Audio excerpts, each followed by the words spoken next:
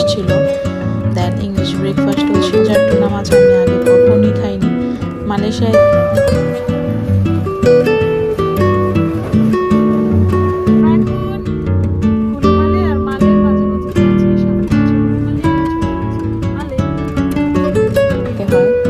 তখন সে একটু শান্ত হয়েছে।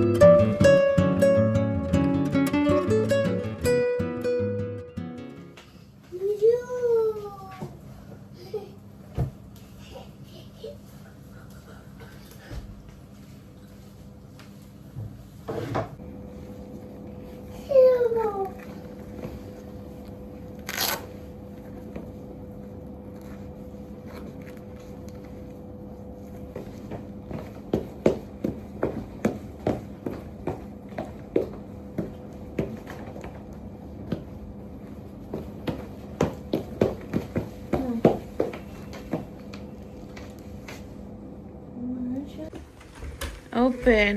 Thank you. Thank you. Go. Come. আসো, এ পাশে আসো। এই যে এই পাশে চলো। দাঁড়া।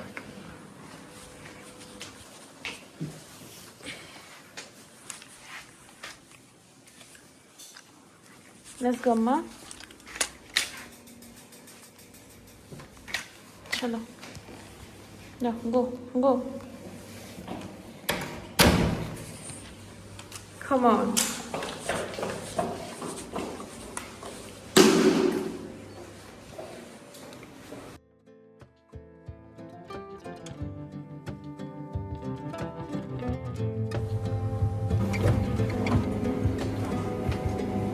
বাবা কোথায়?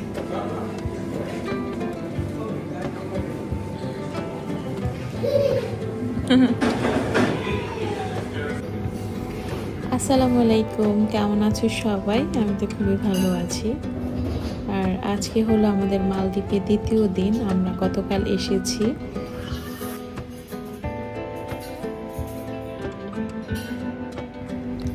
যেহেতু গতকাল তেমন ঘুরতে পারিনি, আজকে আমরা প্ল্যান করি যে সারাদিন আজকে আমরা ঘুরবো।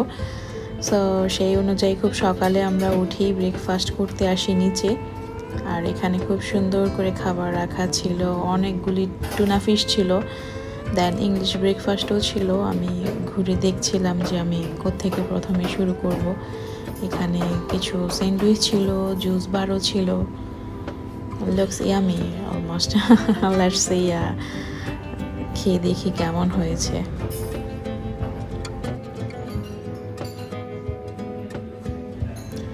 এই দেখে যেহেতু আমার হাজব্যান্ড আগে নেমেছে, সে খাবার নিয়ে অলরেডি মেয়েকে নিয়ে খাচ্ছে। আমি ট্রাই করছি টুনা ফিশ দিয়ে। আর আমি যখন এটা খাচ্ছিলাম মনে হচ্ছিল যে আমি চিকেন খাচ্ছি। পরে যখন স্টাফকে ডেকে জিজ্ঞেস করলাম যে রান্না অনেক মজা হয়েছে, চিকেনটা অনেক সুস্বাদু ছিল, তখন ওরা বলছে যে না, এটা চিকেন না, এটা হচ্ছে টুনা। কিন্তু এত সুন্দর করে রান্না করেছে, বোঝাই যাচ্ছিল না যে এটা টুনা মাছ। আর এখানকার টুনা মাছগুলি অনেক ইয়ামি, অনেক মজার, সুস্বাদু। আসলে এত মজার টুনা মাছ আমি আগে কখনোই খাইনি।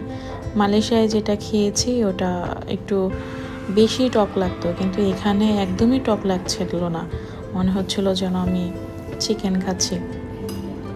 পরে আমার মেইন কোর্স শেষ করে আমি এখানে কিছু ডেজার্ট নিয়েছি।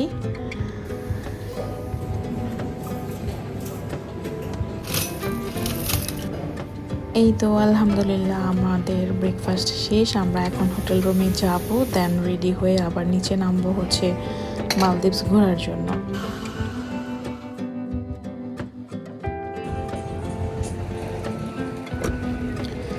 আচ্ছা, আমি অতটুকু ফুটেজ নেইনি। আমি রেডি হয়ে মেয়েকে রেডি করে সবাই মিলে চলে আসি হচ্ছে মালে। এটা হুলু মালে থেকে আরেকটা দ্বীপ। আমাদের গাড়ি দিয়ে আসতে হয়েছে, কোনো স্পিড বোট ইউজ করতে হয়নি, কারণ এখানে একটা ব্রিজ হয়েছে। আমি যাওয়ার পথে সেই ব্রিজটা দেখাবো, কারণ তখন আসলে আমি এনজয় করছিলাম, ফুটেজ নিতে একদমই মন চাচ্ছিল না। পরে আমার ফ্রেন্ড, আমার হাজব্যান্ড, মেয়ে সবাই মিলে কিছু ছবি নিচ্ছিলাম। আর আমার ফ্রেন্ড সেদিন ছুটি নিয়েছিল আমাদের জন্য, বলেছে যে সে সারাদিন আমাদের সাথে থাকবে। আর এদিকে আমি এসে দেখছিলাম যে কিছু ফিশ খেলা করছে, আসলে খুবই সুন্দর পানি।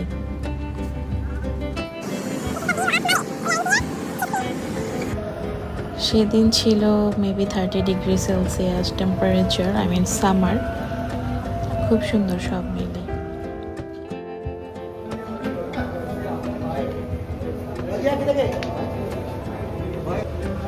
তারপর আমার বন্ধু আমাদেরকে নিয়ে আসে একটা ফিশ মার্কেটে। এখানে এত বড় বড় টুনা ফিশ ছিল, দেন ভ্যারাইটিস কিছু মাছ ছিল, কিন্তু টুনা ফিশ ছিল হচ্ছে বিভিন্ন প্রজাতির আর অনেক বড়।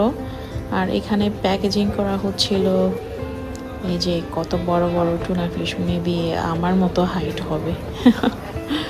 এত বড় টুনা ফিশ আমি কখনোই দেখিনি। ওরা কাটাকাটি করছে, এগুলি প্যাকেজিং করে দেন বিদেশে সেল করবে।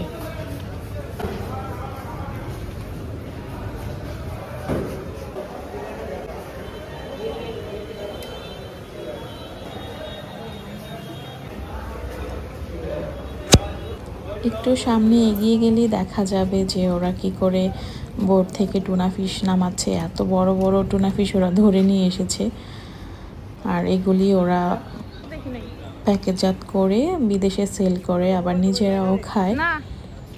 তারপর আমাদেরকে সবটুকু জায়গা ঘুরে ঘুরে দেখাচ্ছিল। আমার মেয়ে তো খুব এনজয় করছিল। এখানে নাকি যখন বৃষ্টি হয় তখন বিভিন্ন বড় বড় মাছ এসে দেখা যায়, আর এত পরিষ্কার পানি, নিচে কি আছে সব দেখা যাচ্ছিল। আমিও একটু সাহস করে উপরে উঠি, আমার হাজব্যান্ড শাউট করছিল যে বি কেয়ারফুল।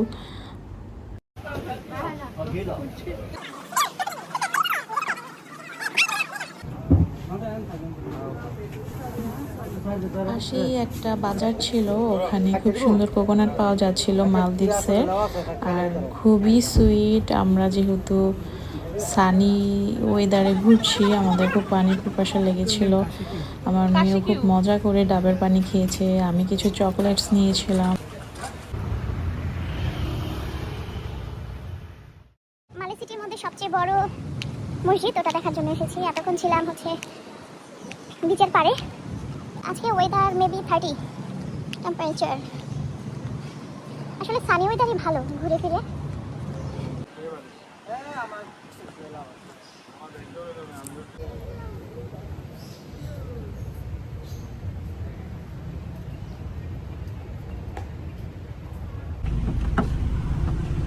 আমরা এখন হুলুমালে আর মালের মাঝামাঝিতে আছি। সামনে হচ্ছে হুলুমালে, পিছনে হচ্ছে মালে, মাঝখানে হচ্ছে এয়ারপোর্ট।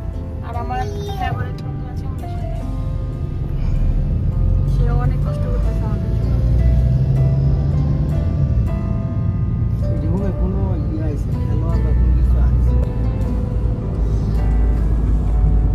এত ক্লিন শহর, অনেক ক্লিন, ওয়েদারও অসম। আমরা চলে যাচ্ছি আবার হুলুমালেতে। এতক্ষণ আমরা ছিলাম মালে, আর এটা হচ্ছে খুব সুন্দর একটা ব্রিজ। এই ব্রিজ দিয়ে আসা যাওয়া করা যায় হুলুমালে টু মালে। আমরা হোটেলে চলে এসেছি। আমি একটু লবিতে কিছুক্ষণ রেস্ট করব, কফি খাবো, আর মেয়ের সাথে খেলা করছিলাম।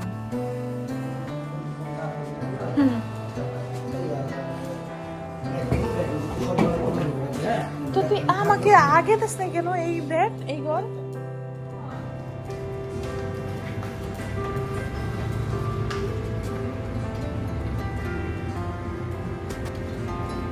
কিছুক্ষণ রেস্ট করে আমরা হোটেল থেকে আবার নিচে নামি। আমার পাশেই যেহেতু বিচ, আমি চিন্তা করলাম যে মেয়েকে নিয়ে একটু ঘুরে আসি। আর আমার হাজব্যান্ড গিয়েছে আমার ফ্রেন্ডের সাথে লাঞ্চ করার জন্য। ইভেন আমাকে বলেছিল যে লাঞ্চে যাওয়ার জন্য, আমি বলেছি যে আমারটা যেন পার্সেল নিয়ে আসে, আর আমি মেয়ের সাথে এখন সময় কাটাবো। আসলে রেস্টুরেন্টে যেয়ে খাওয়ার মতো একদমই ইচ্ছে করছিল না, মন মানসিকতাও ছিল না যে না মেয়েকে নিয়ে এনজয় করবো, সেটাই হচ্ছে বেস্ট। এনিওয়ে মেয়েকে নিয়ে আমি যাচ্ছি পানির কাছে। লেটস সি আমার মেয়ের অনুভূতিটা কি।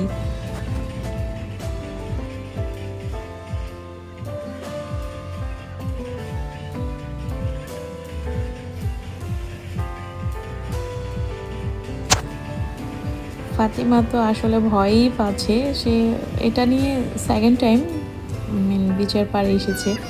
প্রথমবার যখন গিয়েছিল তখন তার 2 মাস বয়স, তখন তো সে কিছুই বুঝে না, কিন্তু এখন একটু একটু বুঝতে শিখে গিয়েছে, এজন্য সে একটু ভয় পাচ্ছে। আমি তাকে রিল্যাক্স করা ট্রাই করছি, একটু নিচে গিয়ে তাকে রিল্যাক্স করা ট্রাই করছিলাম যে সে যেন একটু ওকে হয়, যে না মাম্মি সাথে আছে বা মাম্মি ওকে। আমি তাকে বোঝাচ্ছিলাম যে বিচে আসলে মজা করতে হয়, খেলা করতে হয়, এভাবে হাঁটতে হয়। তখন সে একটু শান্ত হয়েছে, কিন্তু যখনই তাকে নামাচ্ছিলাম সে মন খারাপ করছিল, কান্নাকাটি করছিল। এখন রিল্যাক্স, কারণ আমি তাকে বুঝিয়েছি, খেলা দেখিয়েছি।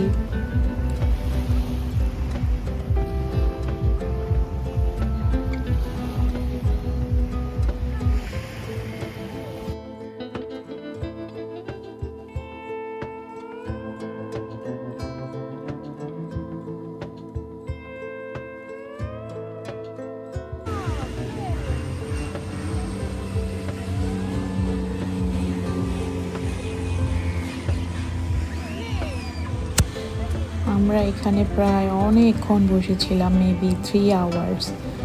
মেয়ের সাথে গল্প করছিলাম, দেখাচ্ছিলাম, আর উপরে সি প্লেন যাচ্ছিল একটু পরপর। আর মালদ্বীপস অনেকে মনে করে যে ছোট একটা দেশ, কিন্তু ওরকম না। মালদ্বীপসের একটা আয়ারল্যান্ড থেকে আরেকটা আয়ারল্যান্ডে যেতে সি প্লেনে 40 মিনিট সময় লাগে ফ্লাইটে। এত বড় দেশ, প্রায় 1082টা আয়ারল্যান্ড মিলে হচ্ছে একটা মালদ্বীপস। অনেক সুন্দর পানি, তো অনেক সুন্দর পানি।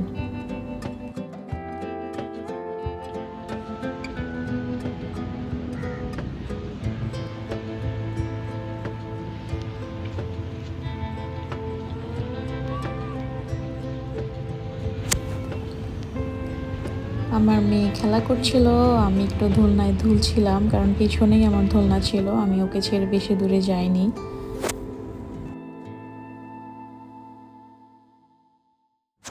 যেহেতু আমাদের অনেকক্ষণ হয়ে গিয়েছে, আমার মেয়েও ব্যাক করতে চাচ্ছে হোটেলে। এর মধ্যে আমার ইন্টারনেট ছিল না, মেবি আমার হাজব্যান্ড আমাকে ট্রাই করছে যে সামহাও আমি ইন্টারনেট পেয়েছি কিনা হোটেলে যাওয়ার জন্য, কারণ সে তো লাঞ্চ করবে বলেছে, ইভেন আমাদের জন্য লাঞ্চ নিয়ে আসবে। সো আমি আর বেশিক্ষণ দেরি করব না, মেবি আর 5-7 মিনিট থাকবো, দেন হোটেলে চলে যাব মেয়েকে নিয়ে। আজকে অলরেডি আমরা অনেক ঘুরে ফেলেছি, আলহামদুলিল্লাহ।